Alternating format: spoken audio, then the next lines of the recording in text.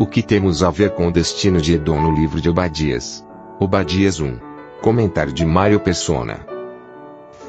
Nós poderíamos perguntar por que lermos a história de Edom aqui em Obadias, se ela não tem nada a ver com a igreja, né? São coisas relacionadas a Israel, como realmente são. No Antigo Testamento nós vemos a história de Israel e do relacionamento de Israel com os povos da terra.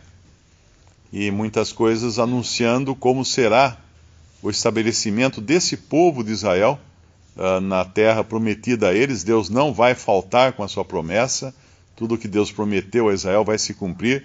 A igreja não é uma continuação de Israel, não é uma substituta de Israel, de maneira alguma, mas é algo totalmente novo que Deus criou. Mas então, o que temos a ver com Edom, ou Esaú, filho de Isaac, irmão de Jacó? Quando nós lemos o Antigo Testamento, nós devemos sempre buscar quais são as intenções de Deus em apresentar esses personagens do Antigo Testamento. Às vezes nós procuramos saber mais de um determinado personagem e não fala. E a razão de não falar no Antigo Testamento é porque ele não tem nada a ver com Cristo, com sua obra, com a sua glória, com as coisas preparadas para Cristo e para o seu reino. Então é muito importante entender isso, que o Antigo Testamento não é um livro para curiosidade humana. Como Darby falando de uma criação prévia antes de Gênesis 1, versículo 2, e comentando o fato de não existir muitos subsídios para nós sabermos o que houve antes, mas que ele acreditava que realmente havia animais na terra e os animais comiam uns aos outros. E aí ele coloca assim, que importância teria Deus contar para a gente que peixes comiam peixes? Ou seja, nenhuma importância. Então, por isso, nós não temos detalhes de certas coisas na palavra de Deus. Mas quando tem alguma coisa como esses personagens aqui, Isaac, Esaú, Jacó, é bom a gente procurar saber o que Deus quer nos falar por meio deles. Porque ele fala por meio desses personagens do Antigo Testamento. Nós sabemos que até Abel, que foi morto por Caim, seu irmão, já lá no passado nós temos uma rixa entre dois irmãos, ou melhor, de Caim contra seu irmão Abel, e aqui está falando também de uma rixa de Esaú contra o seu irmão Jacó, e a consequência disso, que é esse povo de Edom.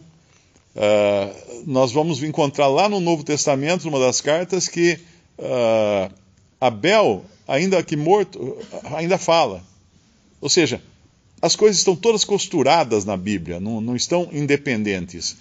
Esse Esaú, quando a gente vai saber a história dele, ele foi um que rejeitou a bênção que ele havia recebido de ser o primogênito. E ele rejeitou essa bênção e ele vendeu a sua primogenitura por um prato de lentilhas, e Jacó passou a ser o primogênito, a receber bênçãos de primogênito, a receber posição de primogênito. E é importante, isso já nos ajuda a entender o que é primogenitura. Primogenitura não é necessariamente o primeiro que nasce, mas é o que tem a primogenitura, que tem os direitos de primogênito, que tem uma posição primordial em alguma coisa. Por isso que às vezes é difícil até explicar para um ateu ou para um testemunho de Jeová que o fato de Jesus ser chamado de primogênito, não significa que ele tenha sido o primeiro gerado na sua família ou algo assim. Não, porque ele tinha os direitos de primogenitura. Não necessariamente que ele tenha sido gerado ou criado. Ele foi gerado no ventre de Maria quando veio em carne, mas a sua existência já era antes, em toda a eternidade. Agora, quando nós pegamos aqui, então, Edom, que são os descendentes de Esaú, que levam as culpas de Esaú, porque eles também acabaram herdando o próprio caráter daquele que funda essa dinastia, daquele que é o patriarca dessa dinastia, dos Edomitas.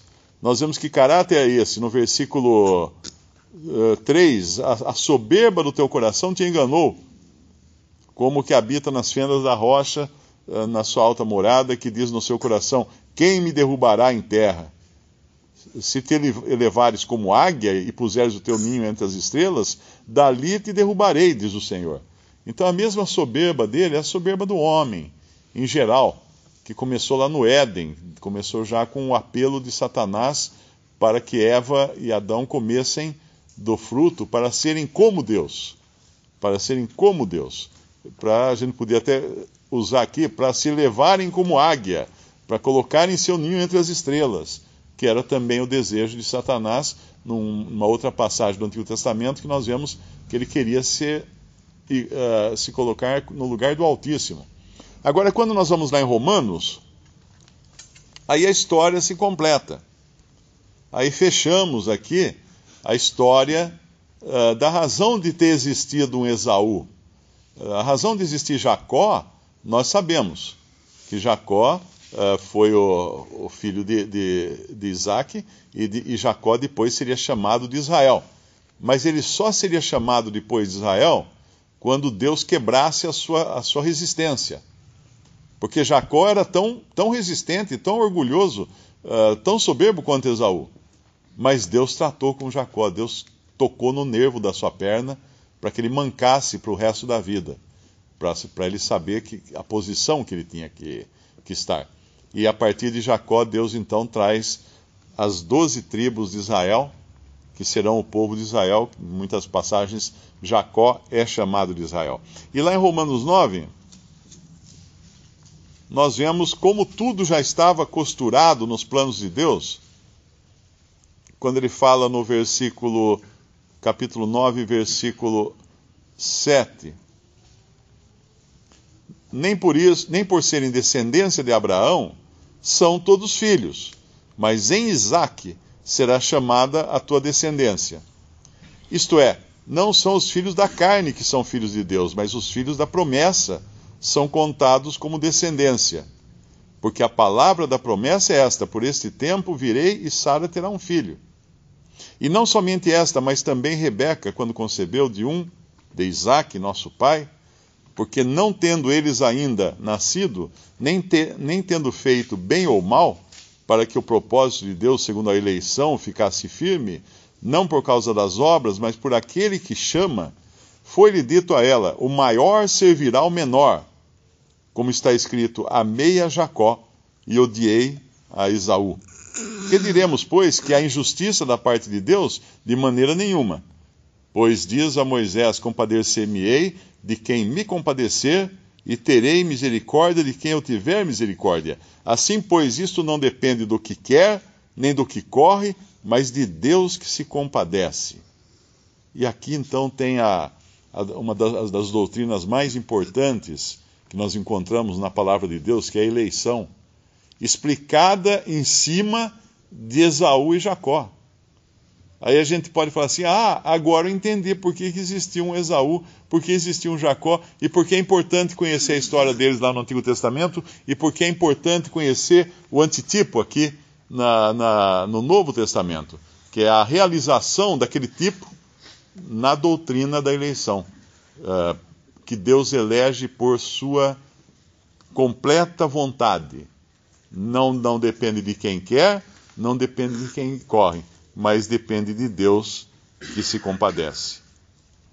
Uma das coisas importantes da doutrina da eleição é que não há injustiça da parte de Deus. Muitas vezes você fala que fomos eleitos desde a fundação do mundo, e a pessoa fala assim: mas então Deus é injusto, porque ele elegeu você, não elegeu o outro ali, não é? Mas no decorrer da história de Esaú, nós entendemos por que Deus não elegeu Esaú. E aqui no nosso capítulo, a sua descendência, Edom, eles vão agir de maneira tão cruel contra o seu próprio irmão, Jacó, que era como que Deus mostrasse e falasse assim, está vendo porque ele não foi eleito? Porque ele ia ser assim. Ele tá endurecendo o seu próprio coração. Ele está fazendo essas coisas horríveis, como fala lá em Obadias, no versículo 12. Mas tu não devias olhar com prazer para o dia de teu irmão, no dia do seu infortúnio, nem alegrar-te sobre os filhos de Judá no dia da sua ruína, nem alargar a tua boca no dia da angústia, nem entrar pela porta do meu povo no dia da sua calamidade. Sim, tu não devias olhar satisfeito o seu mal no dia da sua calamidade, nem lançar mão dos seus bens no dia da sua calamidade, nem parar nas encruzilhadas para exterminares os que escapassem, nem entregar os que lhe restassem no dia da angústia. Porque o dia do Senhor está perto sobre todos os gentios, como tu fizeste, assim se fará contigo, a tua recompensa voltará sobre a tua cabeça. Essa impiedade com que os edomitas agiam era característica do patriarca da sua linhagem, que era Esaú. E fica claro aqui que eles não eram escolhidos, que Esaú não foi escolhido, não foi eleito, porque dele só vinha mal. E Deus, quando elege, ele transforma. Assim como aconteceu com Jacó, que o Senhor o elegeu, e o Senhor fez dele quem ele foi. Apesar de todos os defeitos, todos os erros de Jacó, o Senhor fez dele quem ele foi. E o escolheu como o vermezinho. Eles têm uma passagem que chama de vermezinho. Quer dizer, o mais ínfimo de todos os povos, de todas as pessoas da terra, Deus falou, eu vou pegar esse aqui. E por meio desse eu vou trazer bênção. Por meio desse eu vou trazer o meu filho ao mundo para salvar os pecadores. E assim foi. Então tudo na Bíblia está amarrado, está costurado, e no cômputo final, no frigir dos ovos, toda a glória será para Deus. Não será nem para Jacó, mas será para Deus, que usou de misericórdia para com Jacó, a ponto de escolhê-lo, antes até dele ter nascido. Para mostrar, como fala lá em Romanos capítulo 9,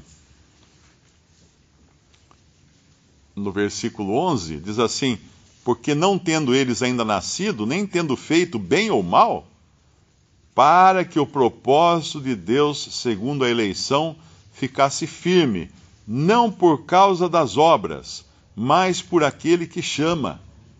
O que mais é preciso para mostrar que as obras não servem para justificar ninguém, mas sim a justificação pela fé naquele que chama, naquele que é Deus, que é o Senhor, que é o justificador do ímpio. Um bom exemplo esse de Faraó, né? Porque antes de Deus endurecer o coração de Faraó, porque efetivamente Deus endurece o coração de Faraó no capítulo 11 de Êxodo, antes disso, no capítulo 7 de Êxodo, diz que Faraó endureceu seu coração. Porém, o coração de Faraó se endureceu e não os ouviu como o Senhor tinha falado. Depois que Faraó endureceu o seu próprio coração, aí Deus endureceu o coração de Faraó. Essa mesma sequência, né, essa mesma condenação será lançada sobre aqueles que professarem a Cristo nesse mundo sem crer e forem deixados para trás quando aconteceu o arrebatamento. Porque aí Deus vai enviar a operação do erro para eles, para que creiam na mentira, porque não acolheram a verdade para serem salvos. Então a ordem é sempre essa: primeiro o homem endurece o seu coração, aí Deus então endurece o coração do homem. Primeiro Esaú vendeu o seu direito de primogenitura, desprezou aquilo que era tão precioso, aí Deus então vai tratar dele da maneira como ele merece. É sempre assim. Deus dá a chance, sim, ao homem, mas o homem se rebela contra Deus. E aqui em Romanos 9, ele traz então esse caso do Faraó, né, no versículo no versículo 14, que diremos, pois, que é injustiça da parte de Deus? De maneira nenhuma. Pois diz a Moisés, compadecer-me-ei de quem me compadecer, e terei misericórdia de quem eu tiver misericórdia. Assim, pois, isso não depende do que quer, nem do que corre, mas de Deus que se compadece, porque diz a Escritura a Faraó, para isto mesmo te levantei, para em ti mostrar o meu poder, e para que o meu nome seja anunciado em toda a terra. Logo, pois, compadece-se de quem quer, e endurece a quem quer. E a passagem que vai falar do oleiro é no versículo 20, mas ó homem, quem és tu, que a Deus replicas, porventura a coisa formada dirá a que a formou, por que me fizesse assim? Ou não tem oleiro poder sobre o barro para da mesma massa fazer um vaso para honra e outro para desonra? Que direis se Deus, querendo mostrar sua ira e dar a conhecer o seu poder, suportou com muita paciência os vasos da ira, preparados para a perdição, para que também dessem a conhecer as riquezas da sua glória nos vasos de misericórdia, que para a glória já dantes ele preparou. E aqui é a grande distinção. Os vasos, Deus prepara os vasos, Deus faz os vasos da mesma massa. Ele faz um vaso que acabará sendo para a honra, um vaso que acabará sendo para a desonra. Mas não é Deus que torna aquele vaso para a desonra. É o pecado que faz isso dele. Porque quando fala aqui, Deus suportou com muita paciência os vasos da ira, preparados para a perdição. Mas não diz que foi Deus que preparou. Mas no caso dos vasos de glória, de misericórdia, para a glória, Deus preparou, no versículo 23 de Romanos 9. Essa é a grande distinção. Os vasos para ele já estão preparados. Nós já nascemos debaixo da ira de Deus. Efésios 2 fala de onde fomos tirados. E só havia um lugar para irmos. Era o lugar da eleição de Deus e da preparação nossa como vasos de misericórdia para a glória de Deus.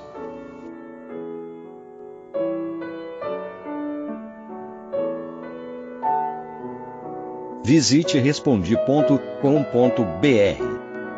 Visite também 3minutos.net.